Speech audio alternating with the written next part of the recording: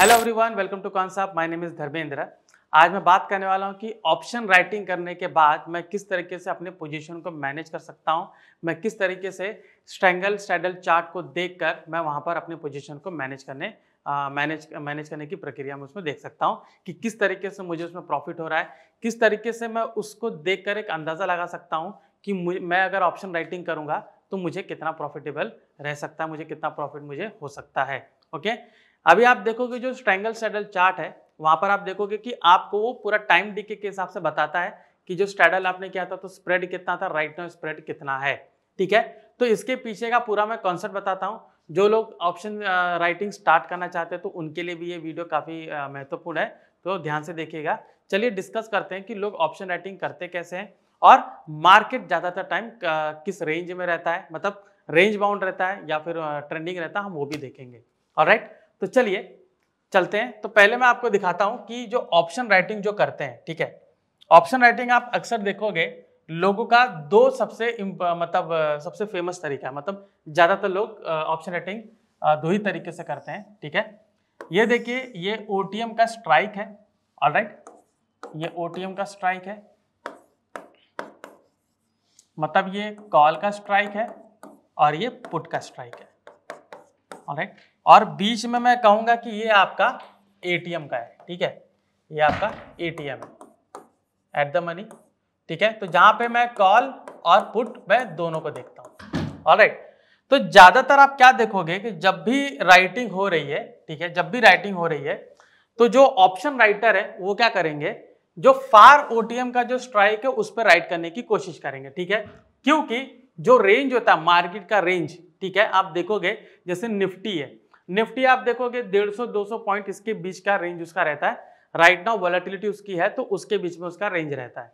वहीं पर अगर आप बैंक निफ्टी की अगर बात करूं तो मैं वहां पर थोड़ा उसका डबल लेता हूं कि 400 500 पॉइंट का मूव ले लीजिए, क्योंकि राइट नाउ 50,000 का उसका प्राइस है तो उतना का उसका रेंज उसमें बनता है।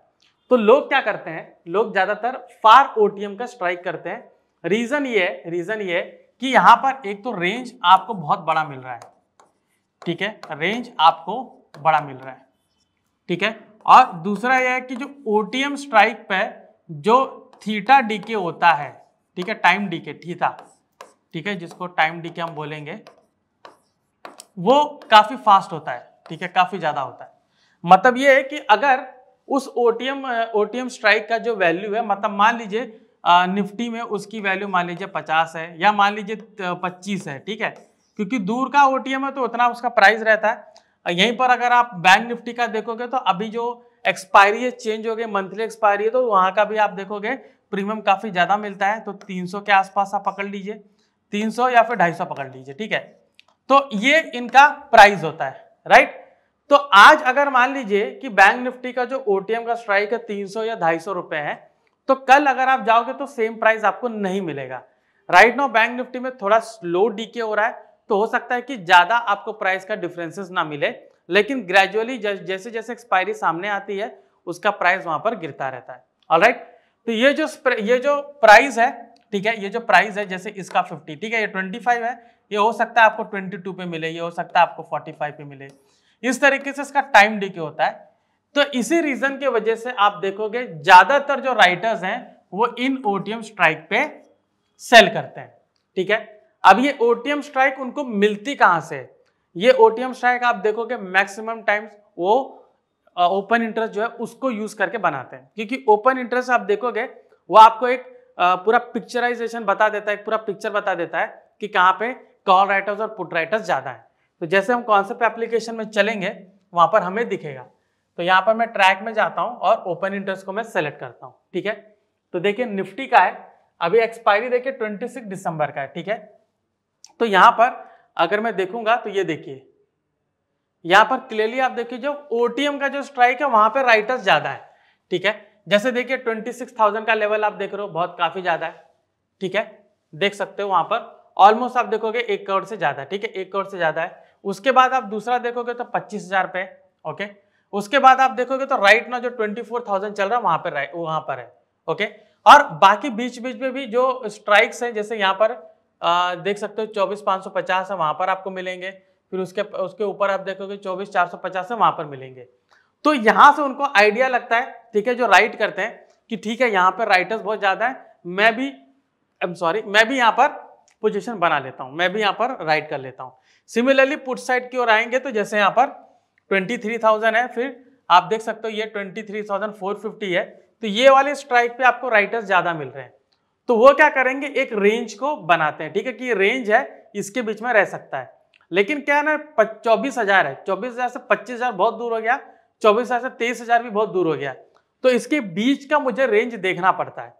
ऑलराइट, वो रेंज कहां से मिलेगा ये भी आपको मैं बता दूंगा, लेकिन फिलहाल आप ये देखिए कि रेंज यहां से आइडेंटिफाई करते हैं, और उसके बाद मैं आपको ये दिखाता हूं कि किस तरीके से जो मार्केट है, ठीक है, मार्केट जो है आप देखोगे चार्ट ऑर्डर एंड ट्रेड में मैं जाता हूं, यहां पर थोड़ा मैं इनको क्लोज कर देता हूं, ठीक है, इनकी जरूरत नहीं है फिलहाल सॉरी। तो यहां पर इसको मैं 15 मिनट का चार्ट कर देता हूं, ठीक है।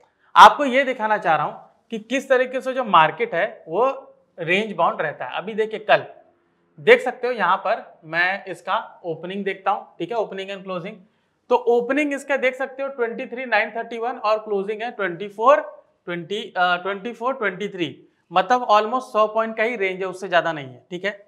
उसके बाद मैं यहाँ पर क्लोजिंग देखता हूँ, क्लोजिंग देखिए कितना 24,21, राइट, तो 24,23 क्लोजिंग था, ओके, पहली कैंडल पे, और दूसरी कैंडल पे भी आप देख सकते हो 24,21, उसके बाद मतलब सिर्फ 2 रुपए का फर्क है। ऑलराइट, तो यहां पर क्लियरली है कि रेंज आप देख सकते हो कि किस तरीके से मेंटेन किया हुआ है। अभी आगे देखते हैं कि कल का उसके पहले का कैसा रेंज था, ठीक है। यहां पर देखिए, यहां पर फर्स्ट कैंडल है, आप देख सकते हो यहां पर ओपनिंग थी 24,369, फिर क्लोजिंग था 24,353, ठीक है, सेम था वहां पर, मतलब ज्यादा डिफरेंसेस नहीं है।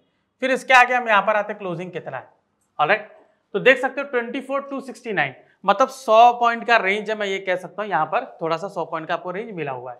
उसके पहले मार्केट आप देख सकते हो ये ट्रेंडिंग था, यहां पर मार्केट मैं नहीं कहूंगा कि ट्रेंडिंग था, क्योंकि यहां पर मैं जरा ओपनिंग और क्लोजिंग देखता हूं, तो क्लोजिंग यहां पर 860 है, ओपनिंग भी इसकी 860 है, ठीक है, आई एम सॉरी, नहीं ये पहला ये रहा, ओके। तो यहां पर 24,799, 24,760, यहां पर हम आते हैं कि इसका क्लोजिंग कितना है, तो 24,720, ठीक है, मतलब मैं ये कहूंगा कि 40-50 पॉइंट का यहाँ पर डिफरेंसेस है, ओके।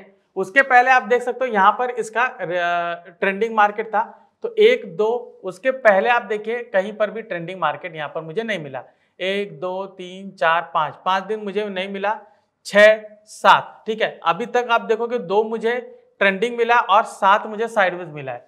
ट्रेंडिंग मुझे आप देख सकते हो एक बार यहाँ पर मिला हुआ है, उसके पहले आप देख सकते हो यहाँ पर बिल्कुल भी ट्रेंडिंग नहीं है, ठीक है। यहाँ पर मॉर्निंग में आप देख सकते हो कि यहाँ पर आपको मुझे मिला है, आई एम सॉरी, ये आपका ट्रेंडिंग है, ये वाला ट्रेंडिंग नहीं है। तो मैक्सिमम टाइम आप देख सकते हो कि मुझे मार्केट जो है वो थोड़ा साइडवेज, मतलब ओपनिंग और क्लोजिंग आसपास ही वहां पर ओपन हो रही है। तो कई जो ट्रेडर्स हैं वो क्या करते हैं कि एक रेंज को आइडेंटिफाई करते हैं और उस रेंज के मुताबिक वहां पर वो लोग सेलिंग स्टार्ट करते हैं। तो एक बार तो मैंने सेलिंग यहाँ पर स्टार्ट की, ठीक है, मैंने सेलिंग स्टार्ट की, अब मुझे देखना है कि मुझे उसमें प्रॉफिट कितना हो रहा है, राइट, क्योंकि अगर मुझे स्प्रेड जो है, अगर वो स्प्रेड जो पहले मैंने जो बनाया, ठीक है, जो स्प्रेड हमने बनाया, और खास करके मैं एटीएम की बात कर रहा हूं, ठीक है, I am not talking about OTM, यहां पर मैं एटीएम की बात कर रहा हूं, ठीक है। तो एटीएम में क्या होता है, एटीएम में स्प्रेड होता है, एटीएम में हम क्या करते हैं, स्ट्रेडल बनाते हैं, ठीक है। स्ट्रेडल वाला थोड़ा ज्यादा फायदा होता है, क्योंकि स्ट्रेडल में देखिए, स्ट्रेडल में प्रोबेबिलिटी आप देखोगे कैसा बनता है कि आप एक ही स्ट्राइक का कॉल और पुट दोनों सेल करते हो, राइट। अभी मान लीजिए कि एक ही स्ट्राइक है यहाँ पर, मान लीजिए जैसे निफ्टी को अगर मैं लेता हूं, तो निफ्टी मान लीजिए एक का प्राइस है 200, दूसरे का प्राइस है 210, तो इसका जो स्प्रेड है वो हो जाएगा 410, राइट, कि दोनों का प्रीमियम मिला के ये हो रहा है 410। अभी जो 410 है ये जब तक घटेगा नहीं तब तक मुझे वहां पर प्रॉफिट नहीं दिखने वाला है। मतलब ये है कि 410 का प्रीमियम अगर ये गिर के मान लीजिए 350 होता है या 330 होता है, तो मतलब मान लीजिए कि यहाँ के बीच का जो डिफरेंस है 70, वो मुझे प्रॉफिट होने वाला है, राइट, वो मुझे प्रॉफिट होगा। तो ये आपको स्ट्रेडल चार्ट में दिखेगा, राइट, स्ट्रेडल चार्ट में दिखेगा। लेकिन उसके पहले मैं रेंज को कैसे आइडेंटिफाई करना वो बताता हूँ, ठीक है। ये तो हमने देख लिया, ये तो स्टडी पर्पस के लिए कि किस तरीके से आप पोजीशन को मैनेज कर रहे हो, लेकिन जब तक आपको रेंज नहीं पता चलेगा आप उसमें ट्रेड नहीं कर सकते हो। तो ट्रेडिंग में जाके आप ऑप्शन राइटर टूल को आप सेलेक्ट कर सकते हो। अगर आपने ओपन इंटरेस्ट को देखकर रेंज आइडेंटिफाई नहीं किया है तो यहां पर आप रेंज को आइडेंटिफाई कर सकते हो। कौन सा इंडिकेटर यूज करके कर सकते हो, नहीं तो आप ये स्ट्रैडल रेंज आप कर सकते हो। ठीक है, स्ट्रैडल रेंज आपको बता देगा कि ये रेंज है, इसके बीच में आपको सेल कर सकते हो। तो 24,900 एंड 23,250 है, तो इसके बीच का रेंज आपको निकालना है। ऑलराइट, इसके बीच का रेंज निकालना है। तो यहां पर आप देखिए, ये आप देख सकते हो कि ये आपका जो रेंज बना, आई एम सॉरी, वो तो स्ट्राइक है। यहां पर देखिए रेंज क्या है, 24,500 एंड 23,655। तो ऑलमोस्ट आप देख सकते हो कि ये कुछ 8-900 का यहाँ पर डिफरेंसेस है। ऑलराइट, तो इसके बीच का अगर मैं ऑप्शन को सेल करता हूं तो मुझे काफी अच्छा प्रॉफिट हो सकता है। राइट, तो मैं क्या करूंगा, यहाँ पर स्ट्रैडल बनाऊंगा। राइट, तो यहाँ पर अगर मैं स्ट्रैडल बनाता हूं तो एक ही स्ट्राइक है, जो करंट प्राइस चल रहा है वहां पर मैं स्ट्रैडल रख सकता हूं। ठीक है, और इस स्ट्रैडल रेंज को मैं देखूंगा कि मुझे कहां पर प्रॉफिट हो सकता है। तो हम क्या करेंगे, हम ट्रेडिंग में जाएंगे। ऑलराइट, यहाँ पर पहले बता देते हैं कि ये जो रेंज है ये आपको यहाँ पर क्लियरली दिखेगा कि अपर बैंड कौन सा है और लोअर बैंड कौन सा है, और इसी रेंज के, इसी बैंड के बीच में आपको सेलिंग करना है। ओके, अभी चलते हैं ऑप्शन आर्किटेक्ट में, यहाँ पर देखते हैं कि किस तरीके से स्ट्रैडल मेरे लिए काम करेगा। ठीक है, तो यहाँ पर हमने स्ट्रैडल किया है। ऑलराइट, इसको सेल कर देते हैं। ठीक है, सेलिंग की ओर इसलिए जा रहे हैं क्योंकि सेलर जो होते हैं उनकी प्रोबेबिलिटी आप देखोगे थोड़ी ज्यादा होती है प्रॉफिट बनाने की। तो हम यहाँ पर देखते हैं। ऑलराइट, तो देख सकते हो कि 202 और 219। ठीक है, अभी जब मैंने इसको सेल किया तो ये मेरा क्रेडिट है। ऑलराइट, ये मेरा क्रेडिट है। तो यहां पर हम देखेंगे कि प्रॉफिट मेरा कैसा हो सकता है। अगर आज के टाइम पे, आज की इसमें अगर मैं इसको सेल कर रहा हूं तो मुझे ये प्रॉफिट हो सकता है, और इसी को अगर मैं एक्सपायरी तक होल्ड करता हूं तो मुझे ये प्रॉफिट हो सकता है। अभी एक्सपायरी तक का रेंज थोड़ा बड़ा होता है, तो ये रेंज में मैं थोड़ा सा दूर, थोड़ा सा वेट कर सकता हूं कि ये रेंज अच्छा है। तो ये रेंज के बीच में आप देखिए कि जो करंट प्राइस जो चल रहा है, ठीक है, करंट प्राइस क्या है मेरा 24,000। ठीक है, तो 24,000 से अगर मान लीजिए ये 23,700, 300 पॉइंट नीचे उधर भी जाता तो भी मुझे लॉस नहीं है यहाँ पर। ठीक है, और थोड़ा ऊपर 24,450, 400 पॉइंट ऊपर वहां पर भी जाता है तो मुझे यहाँ पर लॉस नहीं है, आप देख सकते हो। ठीक है, तो इस रेंज के मुताबिक आप देख सकते हो कि किस तरीके से मुझे यहाँ पर प्रॉफिट हो रहा है। अभी इंट्राडे में आपको किस तरीके से प्रॉफिट हो रहा है, तो उसके लिए हम ट्रैक में जाके ये स्ट्रैडल ट्रायंगल चार्ट हम देख सकते हैं। ठीक है, तो यहाँ पर देख सकते हो ये आपका स्ट्राइक है 24,100। ऑलराइट, ये अभी ओपनिंग इसका जो बना हुआ है यहाँ पर आपको दिख रहा है। ओके, कि यहाँ पर इसका फिलहाल रेंज क्या है। ठीक है, स्प्रेड आप यहाँ पर देख सकते हो, ये स्प्रेड आपको बताएगा। ओके, कि स्प्रेड अभी क्या चल रहा है। मान लीजिए अगर अभी आप सेल करते हो 422 है, ये गिर के 380 हो जाता तो मतलब वो आपको प्रॉफिट में चल रहा है। कल का देख सकते हो कि कल जैसे यहाँ पर मॉर्निंग में, ठीक है, यहाँ पर आपको दिखाते हैं। ओके, मॉर्निंग में यहाँ पर जो इसका स्ट्रैडल था, ठीक है, वो था अराउंड 422। ठीक है, आप देख सकते हो कि ये पूरा बीच में यहाँ पर आ गया था। ठीक है, 389, 390 आप देख सकते हो पूरा। हालांकि क्लोजिंग होते होते थोड़ा ऊपर बढ़ेगा क्योंकि प्राइस उस तरीके से मूवमेंट दिखाया था, बट स्टिल आप देख सकते हो कि बीच में किस तरीके से आपको यहाँ पर प्रॉफिट मिला है। तो अगर मैं रेंज की बात करूं, अगर एक स्पेसिफाइड रेंज को अगर मैं आइडेंटिफाई करता हूं तो यहाँ पर जो स्ट्रैडल ट्रायंगल जो चार्ट है ये आपको क्लियरली यहाँ पर बताएगा कि जो स्प्रेड है अभी आपको कितना चल रहा है, वहां पर कैलकुलेट करने की जरूरत नहीं पड़ती है। ओके, तो यहाँ पर मुझे एक क्लियर इंडिकेशन है कि किस तरीके से मुझे यहाँ पर प्रॉफिट हो रहा है। अभी कई बार आप देखिए कि जो गामा होता है, ठीक है, गामा एक्सप्लोजन होता है, तो वहां पर आप देखोगे कि मुझे काफी ज्यादा लॉस देखने को मिलता है, पूरा प्रीमियम मेरा वाइप आउट हो जाता है। तो मैं यहाँ पर क्या करूंगा, जो सेलर्स हैं उनके लिए गामा काफी ज्यादा रिस्क है, तो यहाँ पर आप क्या कर सकते हो, अंडरलाइन को सेलेक्ट करके यहाँ पर आप गामा को यूज कर सकते हो। ठीक है, अभी गामा देखिए, गामा एक्सप्लोजन यहाँ पर नहीं हुआ है, लेकिन अगर गामा एक्सप्लोजन होता तो आपको वहां पर एग्जिट करने की जरूरत है, जैसे यहाँ पर है। ठीक है, तो गामा कहीं पर भी एक्सप्लोजन आपको दिखता है तो वहां पर हमें एग्जिट करना जरूरी है, बिकॉज अगर आप उसको नजर में नहीं रखेंगे और गामा ब्लास्ट होता है तो आप देखोगे एज ए ऑप्शन सेलर आपको काफी ज्यादा नुकसान हो सकता है। तो यहाँ पर अंडरलाइन में इसको चेंज करके, जो मैंने इंडिकेटर्स में मैंने अंडरलाइन किया था, इसको चेंज करके आप गामा पे कर सकते हो। ठीक है, और उसके हिसाब से आप वहां पर एग्जिट भी कर सकते हो कि यहाँ पर मुझे एग्जिट करना ठीक है, राइट। क्योंकि जो ऑप्शन सेलिंग होती है वो प्योरली आप देखोगे ऑप्शन ग्रीस के बेसिस पर होती है। ठीक है, हम रेंज तो भले टेक्निकल के हिसाब से करते हैं, मैथमेटिकल मॉडल के हिसाब से रेंज को आइडेंटिफाई करते हैं, लेकिन वहां पर जो मेरा प्रॉफिट बुकिंग है, जो स्ट्रैटेजी है, वो हमेशा डेटा के हिसाब से होता है। जो कि डेटा आपको ये बताता है यहाँ पर, ठीक है। तो ये डेटा के हिसाब से आपको एग्जिट करना है और ये डेटा के हिसाब से आपको बने रहना है। तो यहाँ पर अगर आपको दिखता है एक्सप्लोजन तो आपको एग्जिट कर लेना चाहिए, अदरवाइज वहां पर आपको लॉसेस थोड़े ज्यादा देखने को मिलते हैं। तो इसके हिसाब से आप इसमें काफी अच्छा अपना पोजीशन मेंटेन कर सकते हो। ऑलराइट, तो ये था स्ट्रैडल ट्रायंगल चार्ट के ऊपर सेशन, ठीक है, जिसमें हमने ऑप्शन राइटिंग के बारे में देखा, जिसमें हमने ये देखा कि ऑप्शन राइटर्स क्या करते हैं और अपने पोजीशन को किस तरीके से मैनेज कर सकते हैं, क्योंकि मेन टॉपिक वही था कि किस तरीके से ऑप्शन राइटर अपने पोजीशन को मैनेज कर सकते हैं।